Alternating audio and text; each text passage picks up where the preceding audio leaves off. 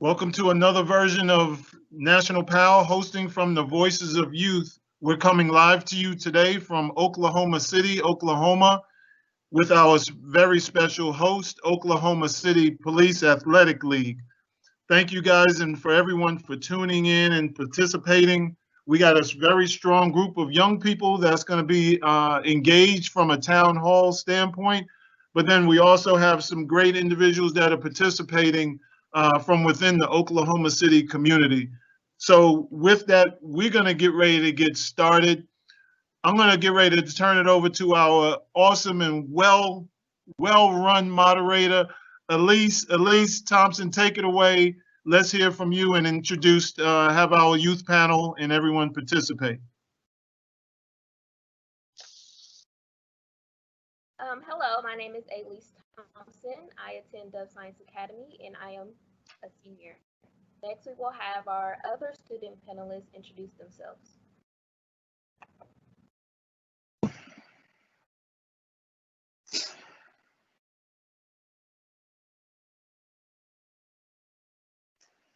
Hello, I'm Adrian Ibarra Alonso. I am 16 and I attend to Santa Fe South where I am a sophomore.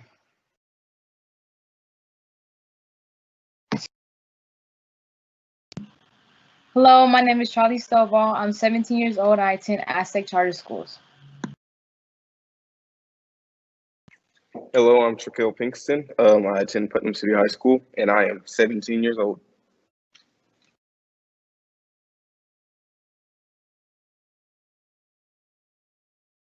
Okay, now Elise, let's meet our adult student panelists. How about you introduce them and let everyone know who's going to be on the panelists for today.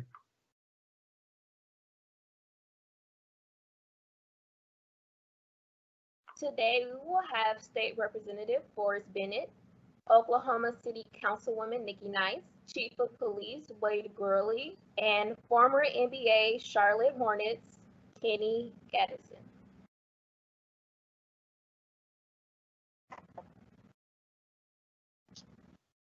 All right, well, very good. Now that we know who our panelists are today, Elise, how about you take it away, start having some of our student panel just start with some questions, and let's get this ball rolling. How about it? Let's go.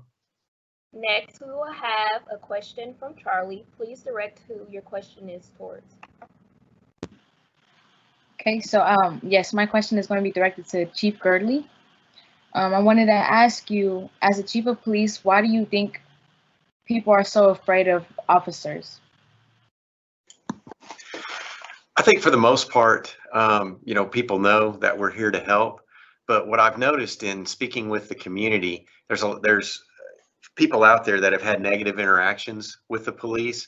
And I think what we have to try to do to get past that is any of those folks that have had those negative interactions, we need to, meet with them on a regular basis and try to discuss and talk about those interactions and how we can improve as a police department and maybe see how those interactions went. That's why I think programs like the Police Athletic League are so important, because it allows us to get out in the community and address kids when they're younger and get them more comfortable with the police so that maybe we won't have those negative encounters in the future.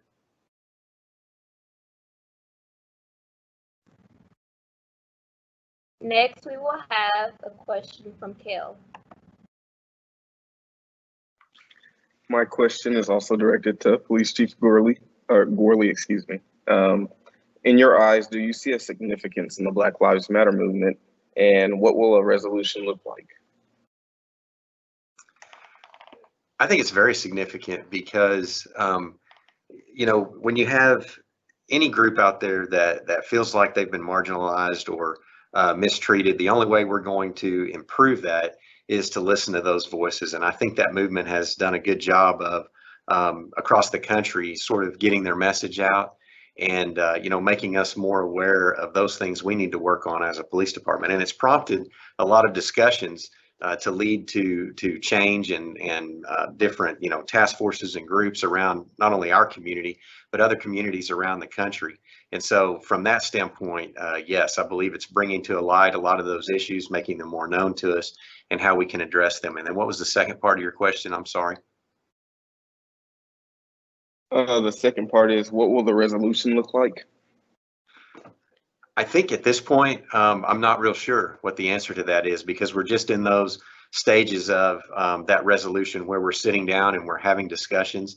And I can speak to that on a personal note because we're doing that right now. And I've had a lot of things kind of come to light that, maybe our information, our message that we've been putting out has not been good enough, and listening and hearing what people's concerns are and taking a closer look at our policies and procedures. I think the only way we're going to have a resolution is doing just that, is sitting down together, working together, discovering what the problems are and discovering what those solutions are. So I think it's still a work in progress for sure.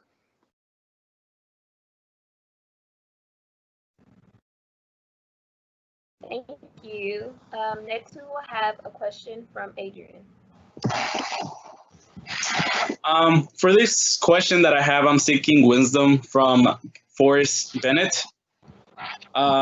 After making research on the different movements that you're involved to make a positive impact in Oklahoma, I came to the conclusion that you want to express to us, the students, that we have a voice even if we're behind all the shadows of all the mistakes that we as a community do. Which brings me to my next point. There is about 332,000 Hispanics in Oklahoma City, which is about 8.3% of the whole population. And out of that percentage of Hispanics, 1,000 of them are active students from kindergarten to 12th grade. And that's almost 2.5% of the Oklahoma population, which brings me to my question. It's hard for Hispanics. I have seen it happen, and it's happening to me. It's hard to attend college and proceed with their dreams due to, there's a lot of things, a lot of factors that makes it harder for us. But some of them are legal status and financial problems. Do you have any future plans to help that 2.5% of the students in the Hispanic community? Yes. First of all, yes. Can you hear me all right? It's maybe the first time I was talking.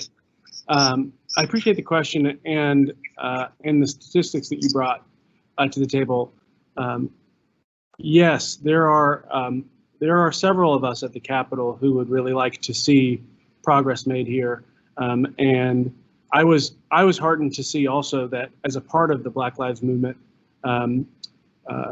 stuff that happened this summer and into the fall, that the conversation expanded to include other marginalized communities. And as a guy who represents the South Side, and I'm sitting on the South Side right now, it's really important to me that more people are able to see how vibrant this community is and how important we are, and how important the Hispanic community is to the rest of the city and to the state. So the harsh reality, as you know, because you said it's happening to you, is that there are a lot of forces that we are fighting in order to make sure that equity gets to you.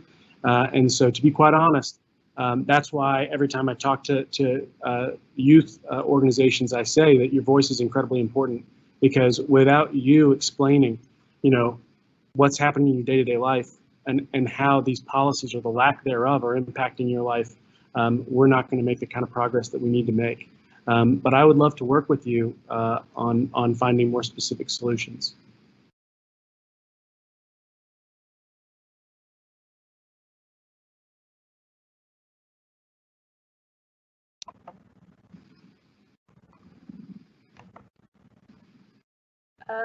Okay, the next question will come from me, and my question is directed towards Councilwoman Nikki Nice. So we know that you are very involved in the community, and I'm asking for you to elaborate how you have fixed the problems that concern food deserts in our community. Well, first of all, thank you for the question, and it has not been an easy solution or resolve to help alleviate food insecurity in our quadrant. And for a lot of folks, and some folks that may not know, that we had literally two grocery stores in the northeast part of Oklahoma City closed within a year. And therefore the work began trying to replace one, and then the other closed.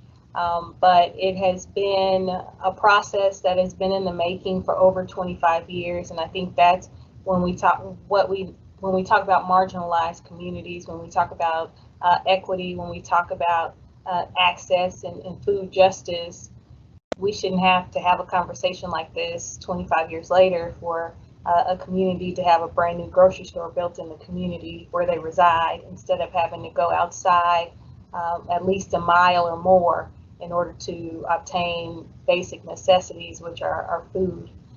But with the help of our city and also our seniors, we have a senior wellness center that is coming on board, and because of those seniors, they help guide the location for where they wanted their senior center. And from there came the conversation about bringing a grocery option to this particular space, and we were able to make that work. So that's one piece. And then we had another nonprofit in the community also get creative and want to do something as far as bring a different option to the community as well. And they went to work, and we will be opening a co-op type of grocery market in the community as well, as we continue to work through the process. So it takes all people, all hands on deck, in order to truly have that kind of access. So it's going to be a continuous conversation because the work is still not done. And as we define food deserts, I think it's very important for us to realize, as well as we speak of lower income communities, food deserts are also defined for those who don't have access. So we have a lot of folks who have and still lack the access and are considered in food deserts. So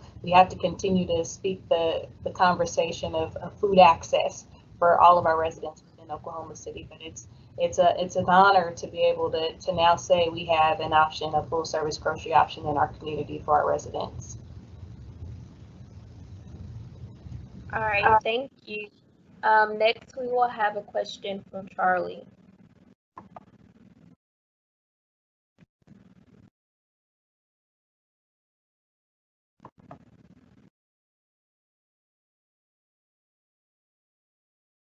Okay, at least we just had a technical difficulty with Charlie. So if we can move and go to either Adrian or Kel or yourself. Okay, the next question will come from Kel. Alrighty. My question goes to, I can't remember his first name, but I remember he's an NBA player. His last name is Gaddison. What role of leadership do you, as a professional athlete, possess on the court? And do you believe that it's necessary to be more than just a good player?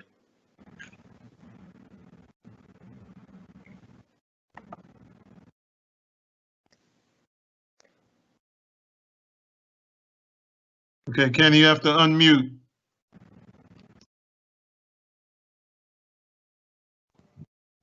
Okay, can you hear me now? Yep. Okay, that's a great question. And as a former NBA player for the Charlotte Hornets and coach for the Charlotte Hornets, and I actually lived in Oklahoma City for a couple of years when the Hornets got displaced there with Hurricane Katrina. So I know the community very well. And I think the biggest role that former NBA players and current NBA players have is to lead by example. Can someone say something? If you hear me, something's going on here. Yeah, we can hear you, Kenny.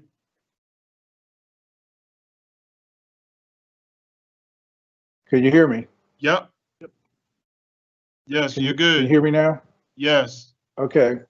I think what I was saying was that the current and former NBA players and all professional athletes, the biggest responsibility we have is to lead by example. And during Charles Barkley's career, he uttered a infamous phrase, "He's not a role model." Yes, you are, whether you want to be or not.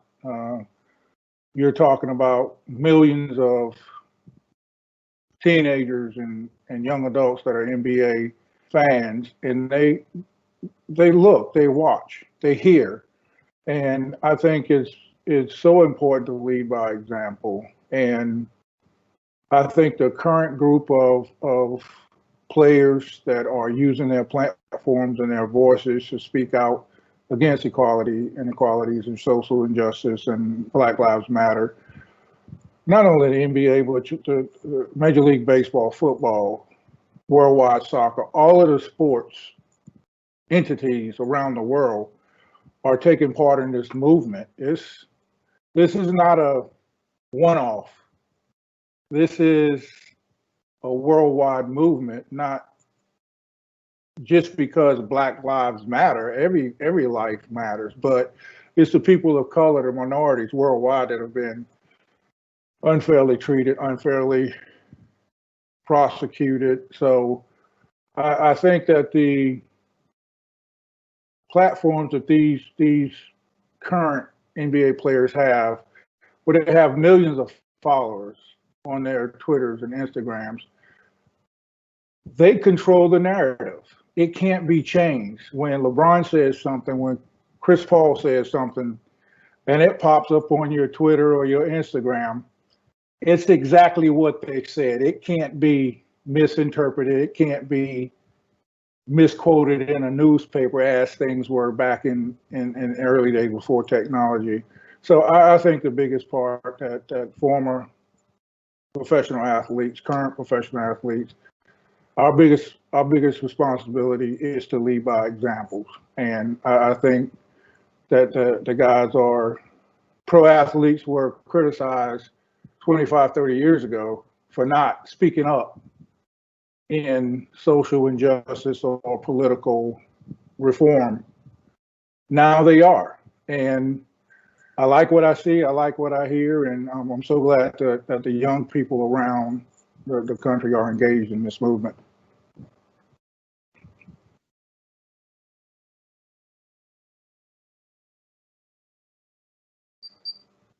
Thank you. Next, we will have a question from Adrian.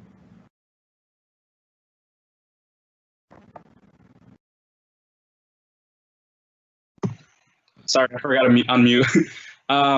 My next question will be for Chief Gurley.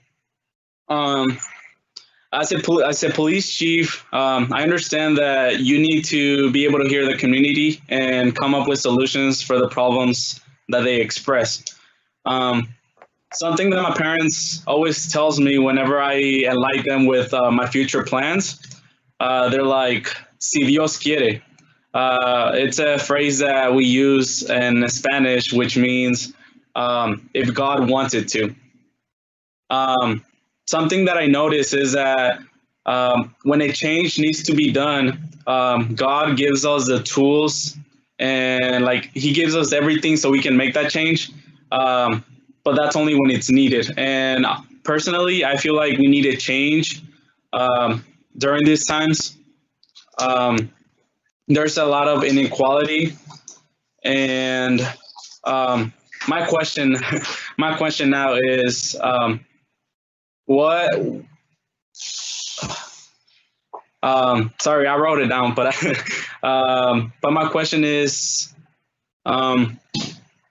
oh yeah, what are some ideas that you have to take the first step to have a better community? Like, for example, is there anything that we as a teenagers can do, like start a group or start a program to make this community come more together and be able to move on? That's a great question. And faith is very important to me in my decisions and what I do as well. And so I like that you started off that way.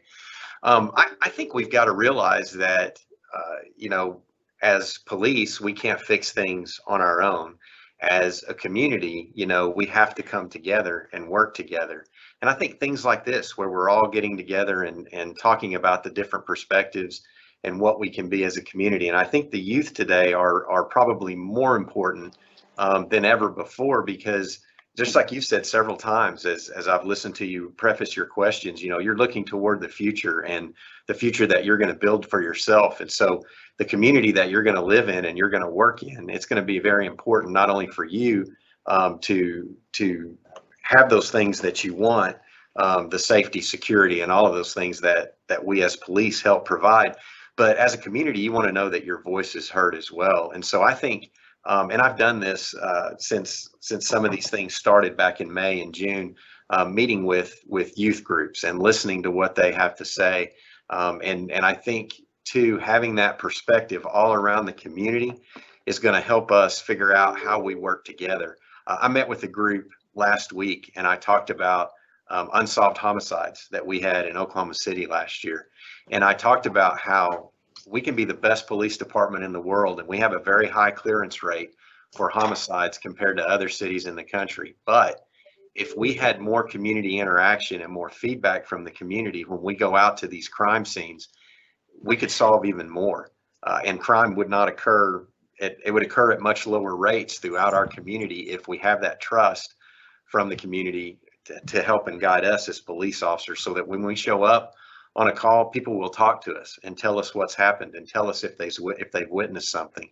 And that's just one example of how working together and how those solutions go moving forward. And in this meeting that I had, we came up with an idea where we're going to put out some information on some of our unsolved homicides through community leaders in certain parts of the city, and they're going to gather together families that were involved with this victim of this homicide. And that idea came from a community leader, not from us as police officers.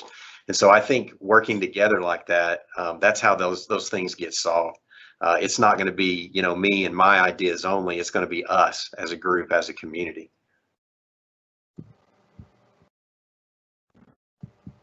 Thank you so much for your answer. Viewers out there that are watching, if you have any questions, please join in on the conversation by leaving your questions in the Q&A section.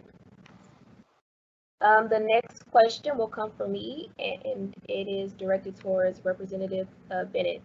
I had the opportunity to page, and I enjoyed myself. I remember we had to discuss a new policy that was put into place, and me and you had a conversation, and I feel like a lot of students shy away from politics.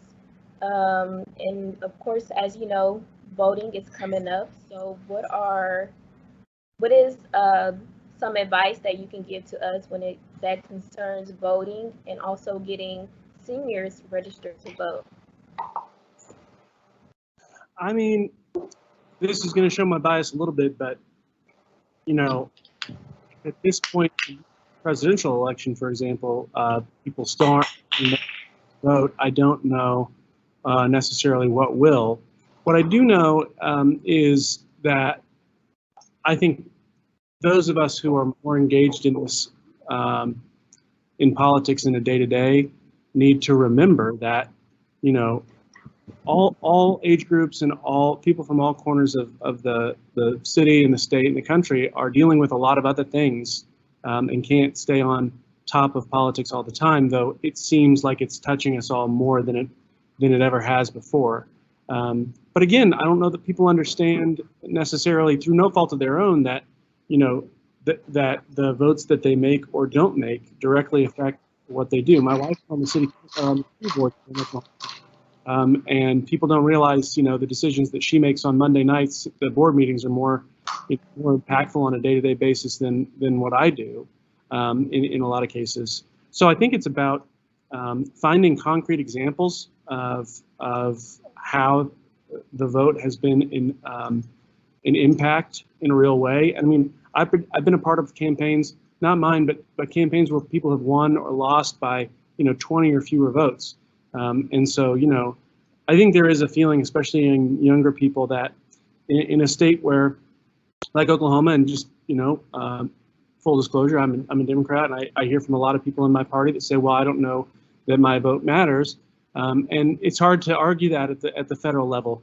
when you're voting for president. But these legislative races, I mean, these are important races. We represent 38,000 people, and Adrian broke that down pretty well when he talked about the number of Hispanic kids on the South Side, and we've got to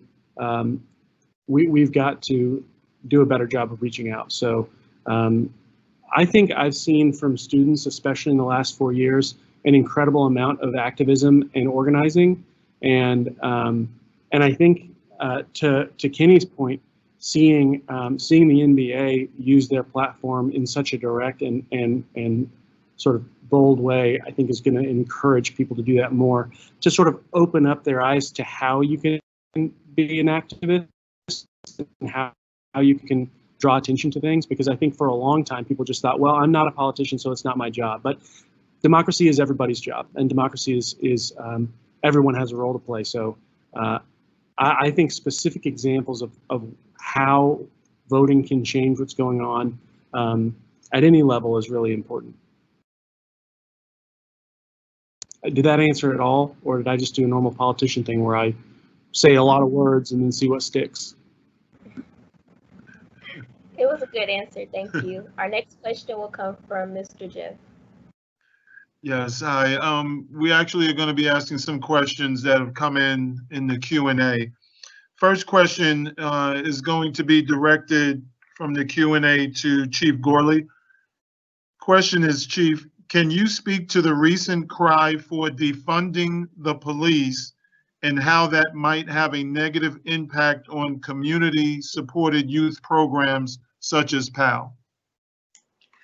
That's a great question. I think a lot of people, when they call for defunding of the police, they don't understand that the majority of our funding goes toward salaries for our police employees.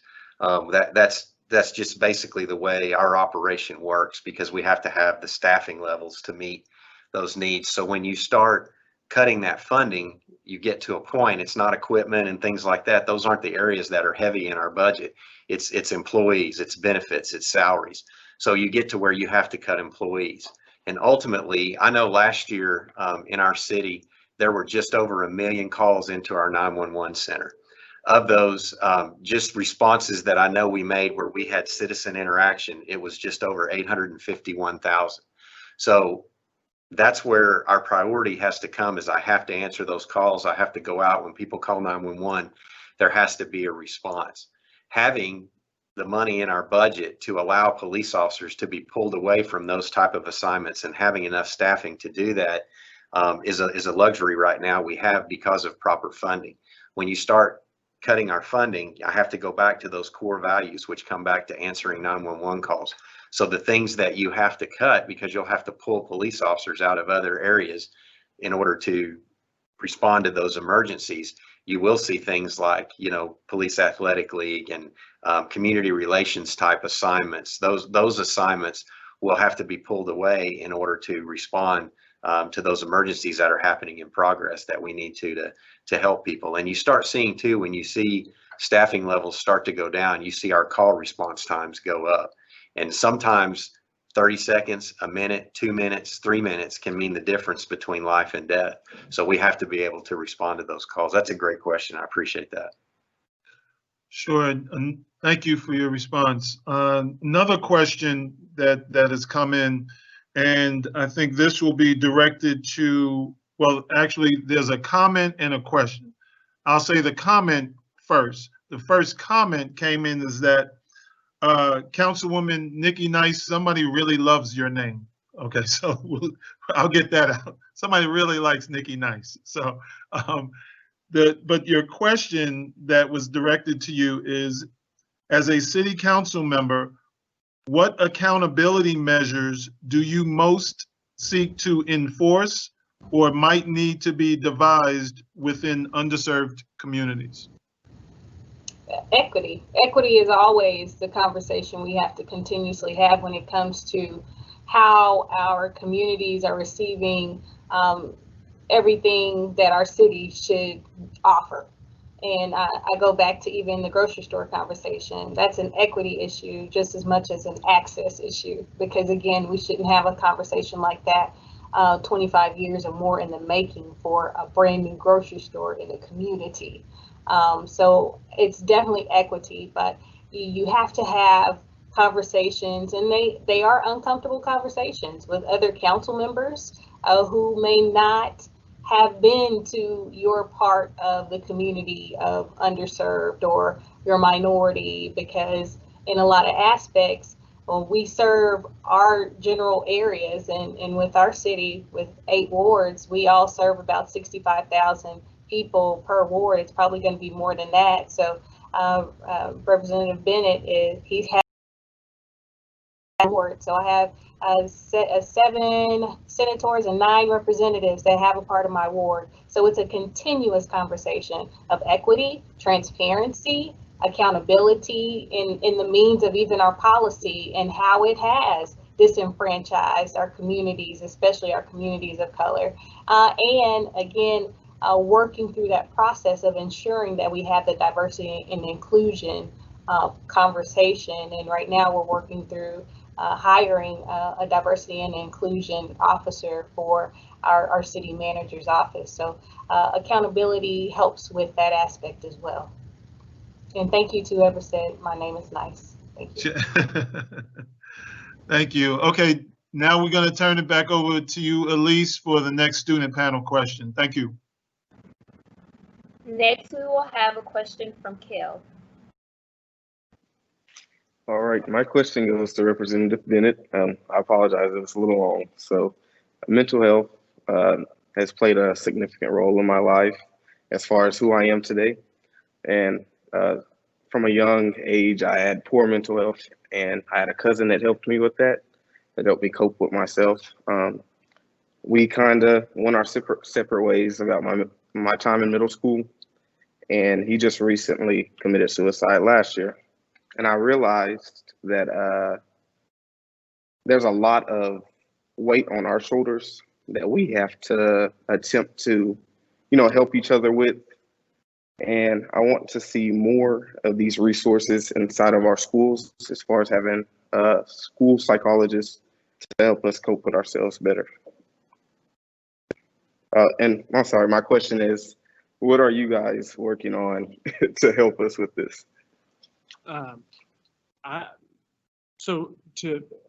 First of all, mental health is incredibly important to me too, and I am always working on it. But I will say my second year in the House, 2018, I struggled quite a bit, and I didn't know that it was my mental health at first. I thought it was just a lot of outside stress.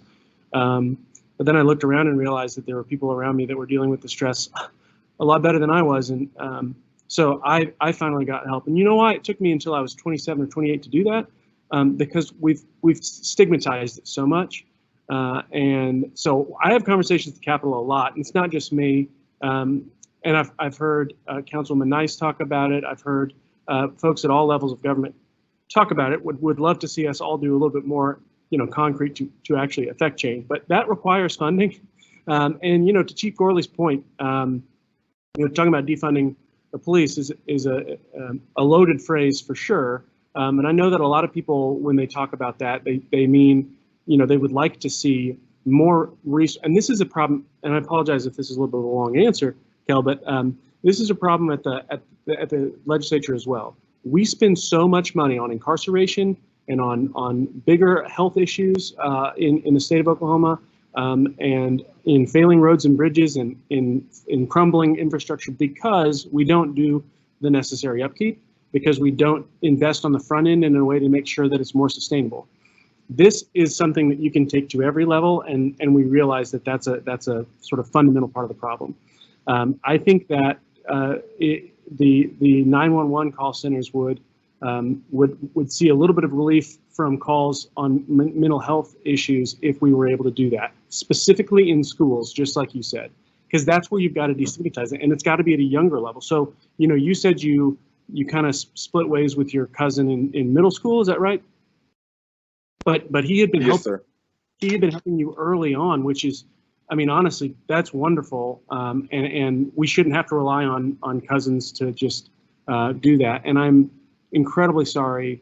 I'm looking down here, because that's where you are. But I know I'm trying to connect. I'm incredibly sorry that happened. And I've had friends that have committed suicide, and I have family that have attempted it. And it is a hard and stark reminder that this is something that we in 2020 is unbelievable that we haven't done more about.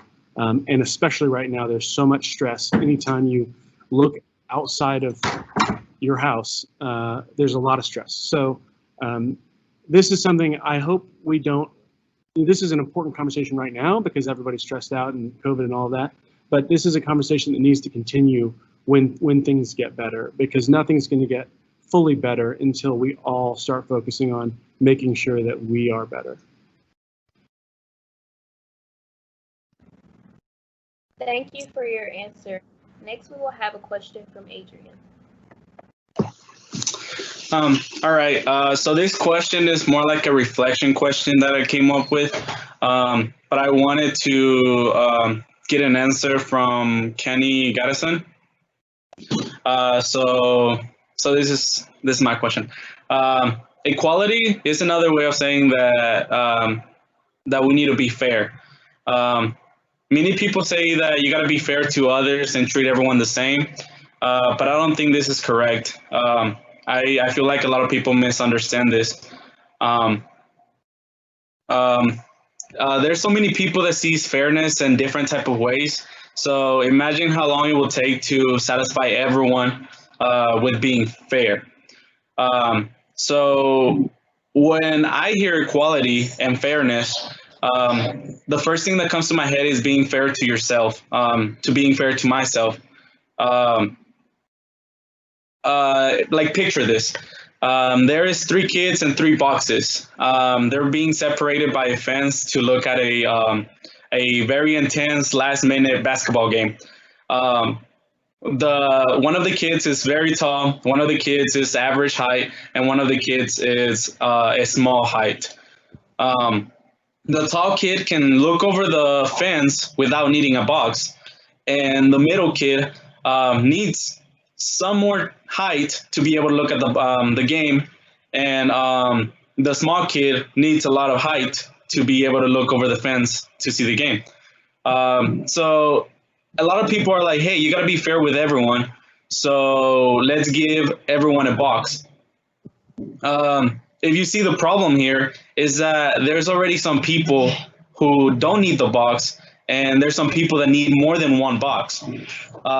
So that's when I come to myself, and this is why it's a reflection question, because do we need a box, or we have to ask ourselves, what are the things that we have that we really don't need, and things that we take for granted? So this is my question. It's a question from you. I want to hear from you. Are you being fair with yourself? And it's a question to everyone else, but I wanted to hear specifically from Kenny. Wow.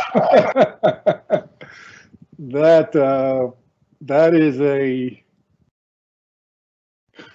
really, really great analogy that you put there. But I want to change it a little bit. The box is not the problem. The fence is the problem. The fence is the barrier. Tear down that fence and equality oozes. And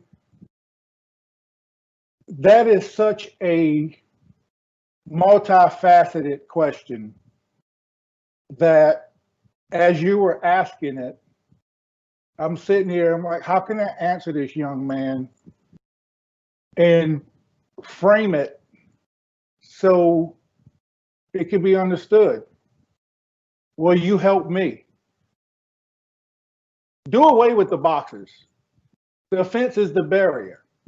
What we need in this country, what we need in this world is total transparency. And that's a great equalizer. And that's what we're all fighting this battle for. Because that fence, as long as you don't know what the other people on the other side of that fence are receiving, you'll never know if you have true equality. And therefore, we don't need boxes to prop up society and create equality. We need the fences and the barriers to be torn down so everyone can truly understand, if I work my tail off in class, get a high school diploma, I have just as much of a chance and a right as anybody else in this country to be successful. College isn't for everybody. And right now, at the rate college is going, these kids, and I'm speaking from a parent as well. I have 4 kids going through college, and they all looking for jobs except one. So this country is changing, and you young people are so important to where our country goes. And continue to ask these hard questions, continue to put adults. I come from an age where as youth, you listen to the adults and you pretty much fell in line and did what they say.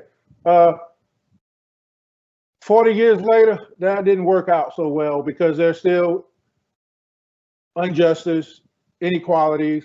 So to the younger people and the students on this call, it's so important for you to understand you don't need to provide every American with a box. You need to tear down the fences. That alone is the biggest problem. And when you tear down the fences and every American can feel like they're being treated justly and fairly, and you have transparency when it comes to policing, to education, to everything in this world. We're not going to become a unified nation until the barriers are torn down. And thank you for framing your question that way, because I was about halfway through it. I was like, oh my Lord, how am I going to answer this? But it's not the box that we need. We don't need to be lifted up. We need the barriers to be torn down so we can see the path. You young kids now, the barriers are being torn down on a daily basis, and you can see the path to where you're going to be.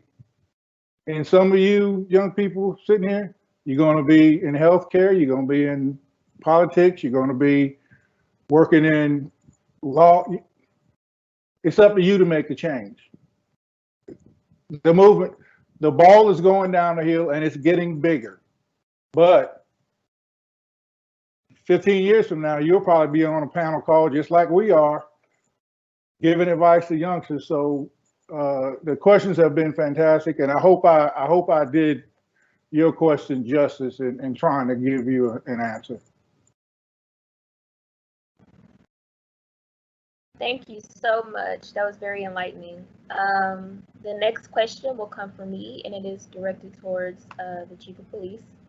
So as you know, during this time, regular civilians are facing a lot of trauma, but so are officers. And my question to you is, how are you addressing trauma in your unit?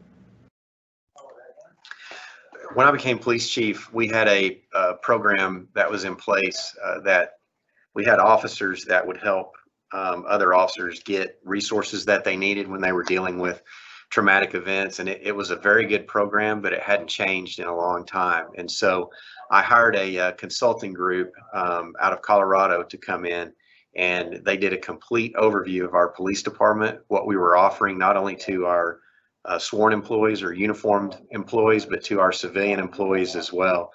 And they came back with a report that was very enlightening. So we ended up totally scrapping the program that we had in place and recreated what we call a wellness unit. This wellness unit now is comprised of, it used to be one person that we had doing this for an entire department of about 1,500 employees, and that's just not enough. And so we now have a whole host of volunteers all around the police department that help out in a volunteer basis. And I have 3 full-time, a supervisor and 2 officers assigned to this program as well. They've begun to put together a group of counselors from all around the city that specialize in PTSD, post-traumatic stress disorder, and get those resources in place so that when we identify an officer's having an issue, we have someone that they can go to. We just recently got a grant through a federal grant that was just over $111,000 that we're going to use to develop an app that every officer and every employee will have on their smartphone. Through this app, we can provide wellness information, immediate access to counselors and other things that people might need, because sometimes these things don't come up, during the workday. They come up on a weekend or late at night. And so just having that in place too, and we can also, they can get messages from me about wellness things that are out there that will help them. We're also, through that grant, we're going to be able to put some of our officers through suicide prevention training so that we can then train our entire department how to recognize those things and what to look for. Marital counseling, marital problems. When you work in the line of work that I do, we have shift work, and it can be very hard on a family when, a spouse is not there at night to put the kids to bed and help with soccer practice and sports and other things. And so it can put stress on your marriage too. And then also we bring a lot of trauma home. So learning how to deal with that. And then just our wellness program in general, how we've revamped that to be more proactive. We started something we call pulse checks. So when we hear about an incident that's happened around the city, it could be a child death, for example. Those are very traumatic to respond to. When we know officers have responded to that, we're going to proactively reach out to them and just do what we call a pulse check, make sure they're doing okay. And there's a lot of other things too that we've revamped as part of this that I'm very excited about, because right now, if you look around the country, suicides are at an increasing level, and I think it's because of the pandemic and other stressors that people are going through. And you couple that with, in law enforcement, the stresses and the things that we deal with and the trauma on a daily basis, police suicides are up around the country as well. So we want to do everything we can that our officers don't become a statistic with that. And, I, as well as other chiefs around the country, have made that a priority right now. And those are just some things that we're doing to try and help the well-being of our officers. Thank you. Next, we will have Mr. Jeff answering questions. Well, not answering, but relating the questions from the Q&A section. Great, thank you, Elise. Okay, so we have a few questions here. Our first question, I think I'll direct this. It didn't really say, but it may be in your wheelhouse, Representative Bennett. And this first question actually comes from our PAL chapter in Nigeria, Africa. And the question is, considering the mindset of youth concerning racial discrimination, would it not be helpful if the evil effects of racism be added to school curriculum? That's a great question and a good point. And I think there's no better example of whitewashing history, so to speak, than the fact that I grew up 30 minutes from the Greenwood district in Tulsa and didn't hear about it until I was in high school, and I didn't learn it in class. And I didn't have, God, I sound so old. I'm 31 for the record. I didn't have all these smart phones and anyway, I didn't have all of that to educate myself when I would hear about something back then. And I know kids now, I mean, my goodness, my wife gets on TikTok all the time, and I don't really understand it, but she says that the TikTok kids are going to take over the world. And I don't know, they're funny, so that sounds good to me. But I think that it is I think Kenny maybe brought this up, but there is a generation of people who are taught to just, I mean, up until recently, really, sort of not taught to question authority and ask for justification for the things that are being done and why and how. And kids are growing up without that mindset now, I think. And I think that's important because I think a lot of conversation around curriculum doesn't move because the people that are in those positions of ultimate authority in those areas don't want to see that, because it's just too inconvenient to have the conversation. But we're robbing ourselves. We're robbing ourselves of an opportunity to be more informed and have the context around what's going on, so that we can move forward better. And honestly, right now, we're living through history. And if this isn't a part of textbooks 10 years from now, well, then we failed.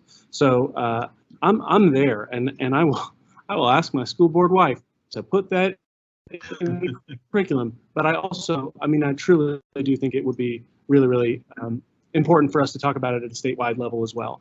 And that's a great idea from Nigeria, and I will make a note of it. All right. Thank you. Next question from the Q&A is directed towards Councilwoman Nice, and it states, what efforts can be made by local law enforcement agencies to recruit more minority officers? Well, they have to see what they want to become, and that's the issue. We don't see officers in that recruitment stance out recruiting that reflect the community, especially the minority community. So therefore, you're going to have a difficulty. I mean, when you have, in some aspects, one of the things that I had asked for is to ensure that we have a permanent position for a minority recruiter for our law enforcement agency. And there's a lot of conversation that has to come with that. So it has to be a visibility aspect component added to that in order for any of our young people to really want to mirror and become an officer. But those good interactions are creating that positivity aspect of wanting young people to become officers as well. So again, it's a twofold when we're looking at what that looks like. One, you have to see the officers.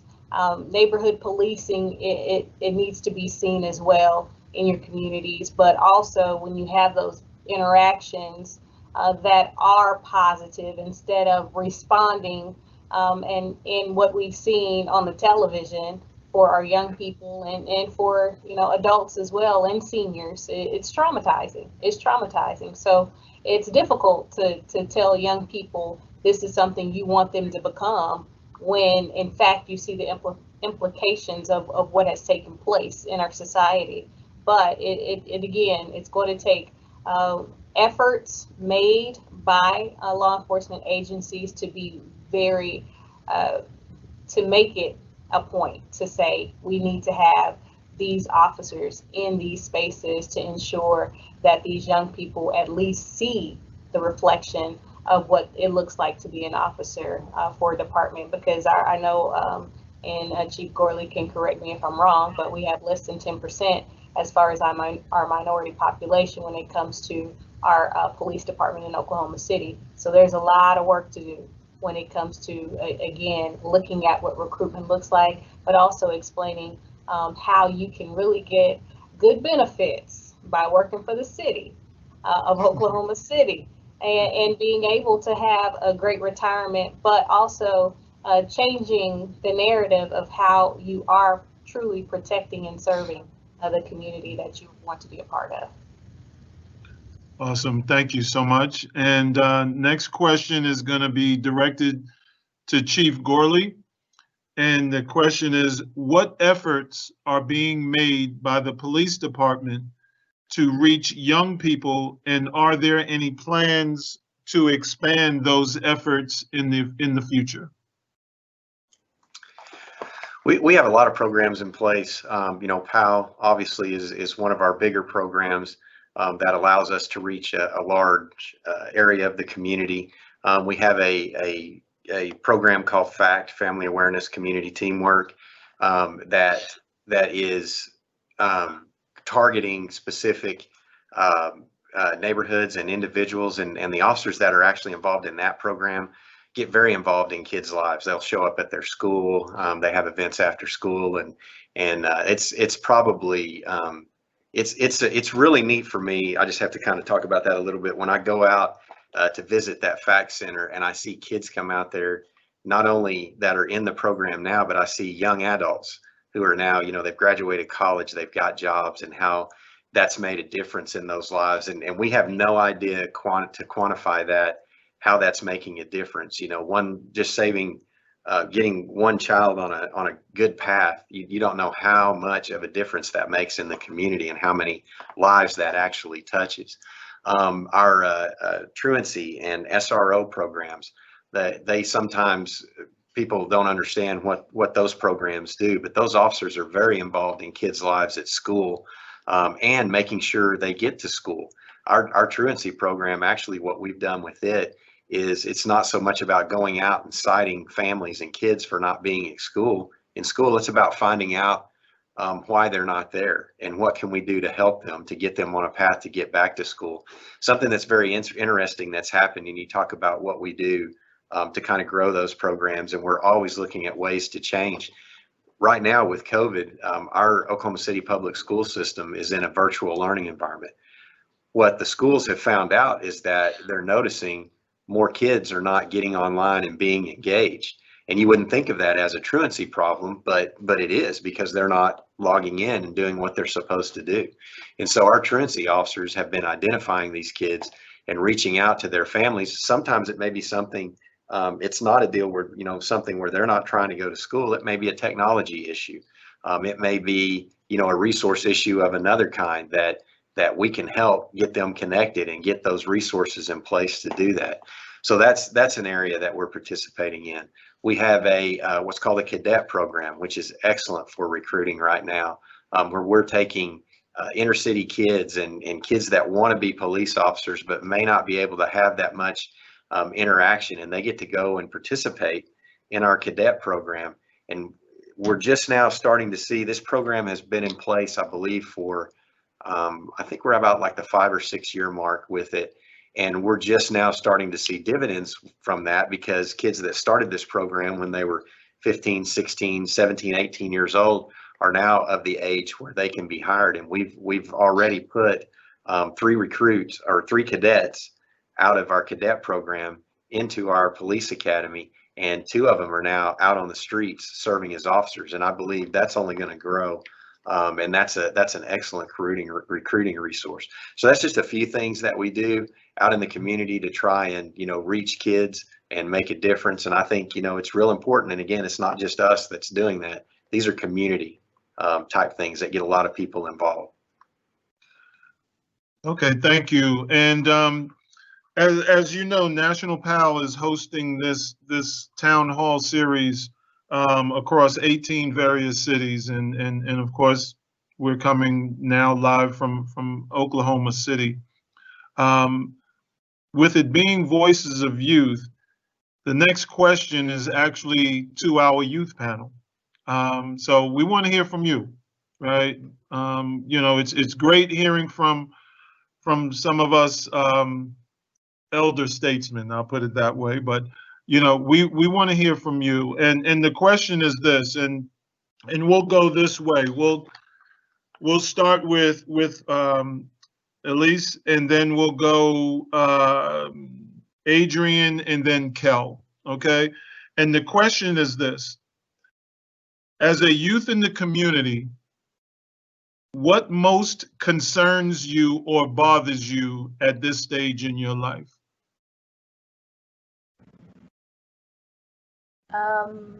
For me, what concerns me the most is what I want to do in my future. I sort of have an idea, and I've also been working out a plan, but I'm still at a young age and I'm still learning who I am as a person. So I try to involve myself in a lot of extracurricular activities to see how I can better help my community and also pursue it as a career. Okay. And now let's say that was personal. Now let's get your feedback on community-wise? What does that look like, and what bothers you most from as you sit there from a community perspective? For me, it's a lot of things, such as, the struggle with racism and prejudice, and also poverty that a lot of people who are the same race as me experience, and also other marginalized groups. So that's a big concern for me, and I want to fill the gap and make everything better. Okay, Adrian, same questions. All right. What concerns me the most as a teenager in the community of Oklahoma is academics. I see that there's a lot of talent out there, a lot of people who are really talented, and their talents are going to waste. And why do I say this? It's because they, there's a lot of good people. There's also a lot of people that don't take academics seriously and don't try their best. And the sad thing about that is that that number of people who are not being very involved in the community is bigger than the people who are actually involved, which means that the people who are involved are falling in this situation where they are covered by the shadows of all the people who do not get involved. And why does this concern me? I personally, I moved into Oklahoma a year ago, so I'm just getting to know the community. I'm trying to get involved in as many programs as possible. But I come from South Carolina, and South Carolina, since a middle schooler, they already have so many programs, and they have so many opportunities for students to take advantage of. And be able to succeed and be a step closer to achieving their dreams. But what I saw here in Oklahoma is that those opportunities are not given for students, and the opportunities that are not being exposed to the students, and some students don't even know about those opportunities.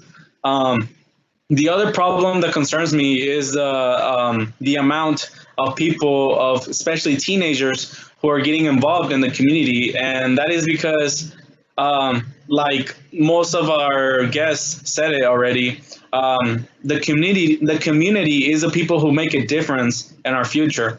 And if there's not a lot of people who are not getting involved, there's not going to be no change, or there's not going to be no positive change.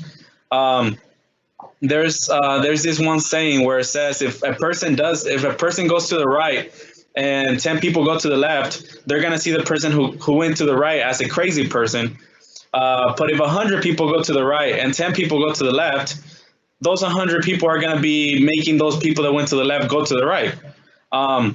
So that just gets, I just want to point out that we as a teenagers, and also y'all as the adults, we need to give those teenagers out there who are living in the streets, who don't put that much attention to school, not even school, just attention to themselves.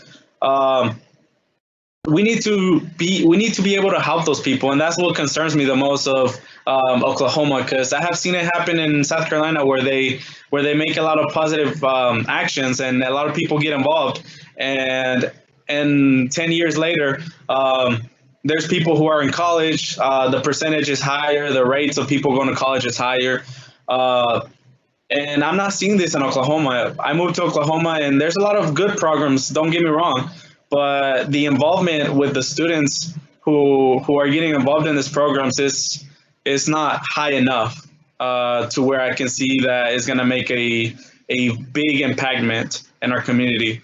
So that's what concerns me the most. Okay, great.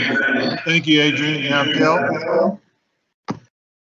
I think one of the biggest things that concerned me today is that experience is playing a bigger role as a teacher than it used to. As far as when I was little, you get told stories of things that used to happen, and you don't necessarily see what the future is going to look like.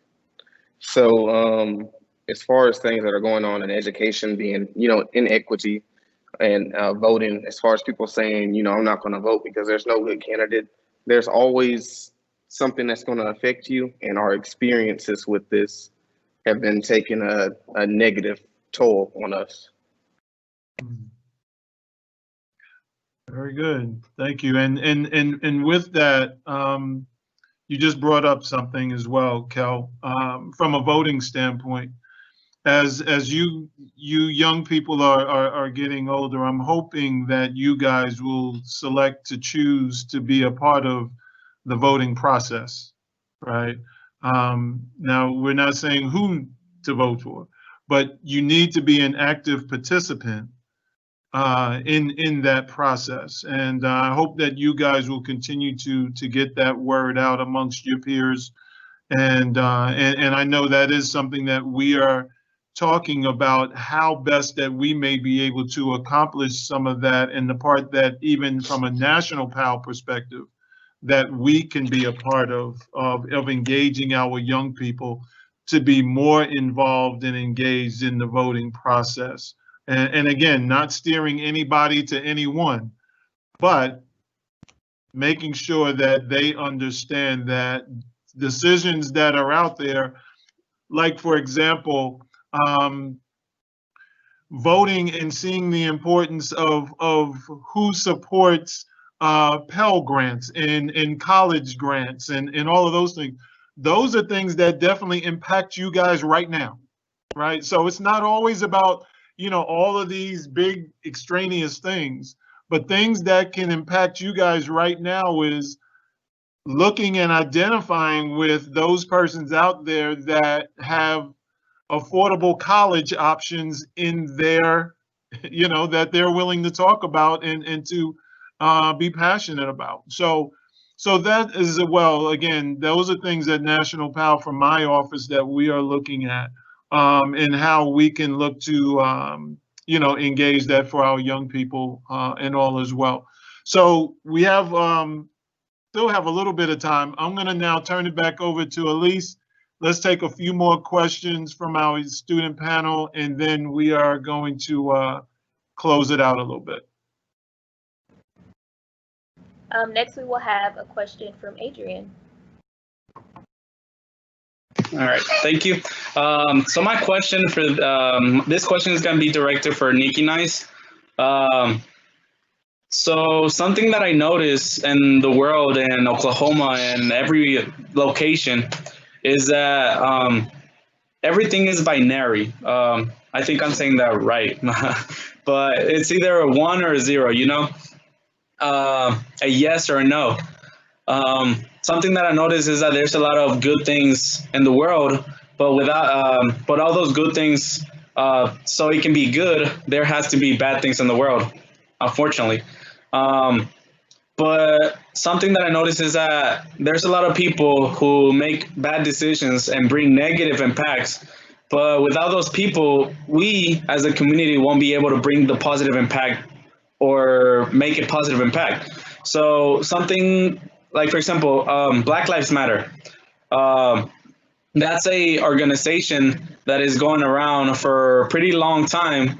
It's probably not named the same way, but people have done this before, and it's because something bad happens and they try to make a difference.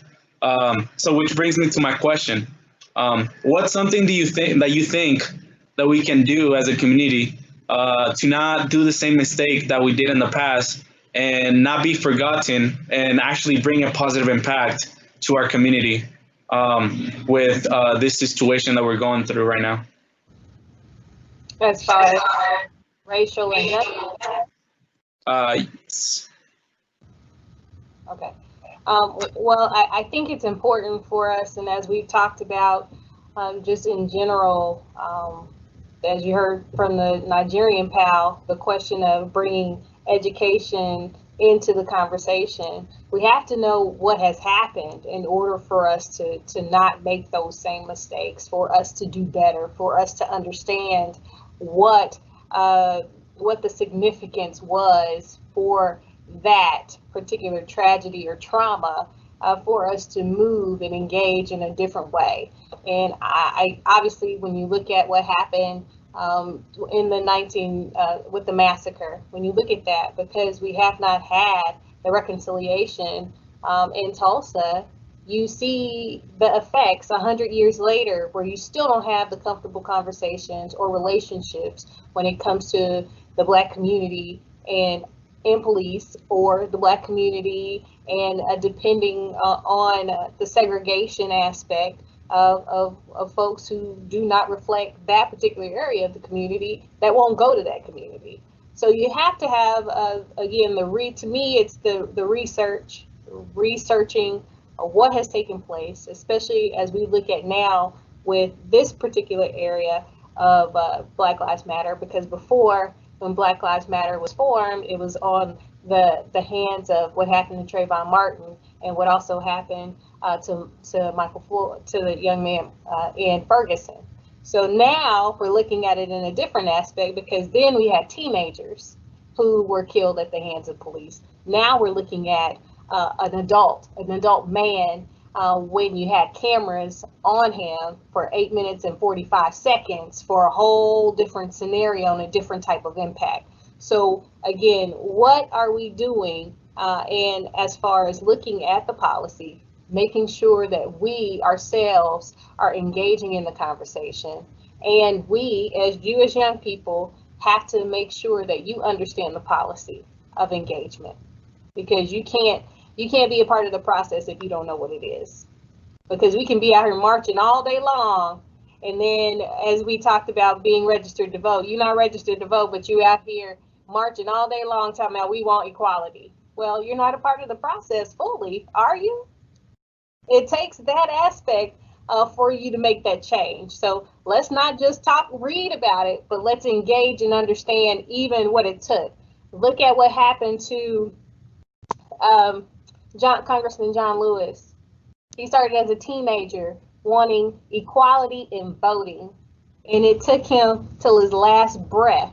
Even his words after he passed away still resonate about how he wanted to ensure that we all had the right to vote, and we're still working on the right to vote. So again, it's researching that history and understanding what has taken place, we had to backtrack on because of us not voting in some aspects, and who was in office to take those rights away, and how do we get those rights back? So it's a whole approach to it. So I really hope that answered the question, but it takes engagement and research and understanding and knowledge for us to be a part of the process to change it.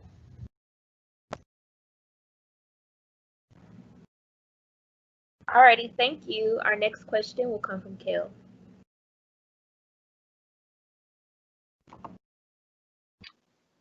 I'm sorry. Okay. So when it comes to providing resources to the community, first this goes to Councilwoman Nice, but when it comes to providing resources to the community, what role does equity and equality play in this, and where do the two differ? Equality and equity, and I feel like even in the past few questions that I have, it kind of resonated and resonates the same. But you have equity when we're looking at, again, just the access of, I'm thinking of for our community in particular. Last week we did the groundbreaking, and here's one of the things that the mayor spoke about is there are 8 grocery stores in 1 mile radius of his house. In the area where I live, just one particular zip code, there are 0 grocery stores. So that's the part of equity and equality of what we're looking at, making sure we have access. But then how can you create that access and create the equity with policy? So again, that's what we work to do every day. So one of the things we were able to pass through our city council was a healthy neighborhood overlay for that same zip code that does not have a grocery store. So now we're working through the efforts of securing food access for a community that has not had that access. So that is the prong approach to, in my opinion, to the equity as well as equality for a community that has not had. But again, it starts with a conversation and even the acknowledgement of what has been taken away, because some people don't even realize, if they don't go to these areas, how people and communities have been impacted in the way that they have.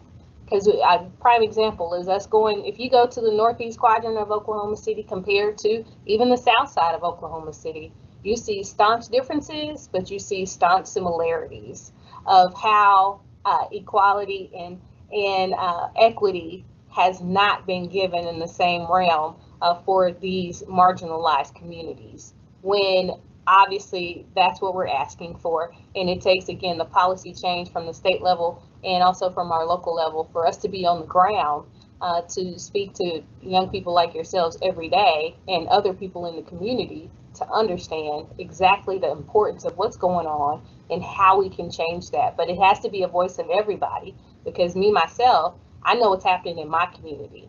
You know what's happening in your community. And when we have the grant conversation and the widespread conversation, that's how we come to acknowledge how we can change everything within our communities and our boundaries together.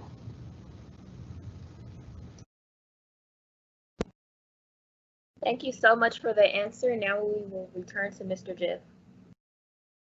Okay, we are about close to our 90-minute time limit on this, and I can't thank everyone enough for coming on board and participating. I most importantly would like to thank Kel and Elise and Adrian, and unfortunately Charlie had to leave early. There was a situation at her home that she had to attend to with her grandmother, and we pray that all is well there. But you know, I definitely want to, again, as we started this National PAL 18 City virtual city tour, you know, that this is what we were after. You know, we wanted to hear from our young people, and we wanted to have the actual change agents, community change agents, for them to ask their questions to and to hear from them. You know, so with that, I definitely want to thank Councilwoman Nice and Representative excuse me, Representative Bennett and Chief Gorley, and as well as my good buddy Kenny Gaddison as well, for coming on today and hearing and participating in the discussion. You know, a number of other opportunities are going to be taking place. Our next From the Voices of Youth Town Hall will take place coming to you live from Seattle on October the 14th, where we will have the mayor of Seattle, the chief of police, as well as a host of others, you know, participating in that with young people from Seattle. And I would challenge all of you as well, even though it's not taking place specifically in Oklahoma or Oklahoma City, you can still participate, young people, and as well as adult panelists. You know, so please, please, please, you know, take the opportunity to log in and hear what's going on all across the country from the mouths of our young people. So I also want to thank Representative Bennett for I hear he's a big supporter of PAL in that community, as well as Chief Gorley. Thank you so much, Chief, for your continued support, as well as Councilwoman Nice as well. We're continuing to have this discussion, and it takes having the support and the backing from you guys as well to make this happen. So with that, we are going to close out this session. And thank you, but please continue to support our young people and, you know, each of you guys as well. It would be great to have community forum and include our young people. So please invite our young people as you look to continue to have discussion, and invite them to sit at the table to hear and listen to them as well. So on behalf of National PAL and our young people from all across the country, and as you see, we even had our Nigeria PAL young people involved as well today. So thank you everyone for participating, and hopefully look forward to seeing you and participating on October the 14th from Seattle, Washington. Thank you. You guys take care and be safe.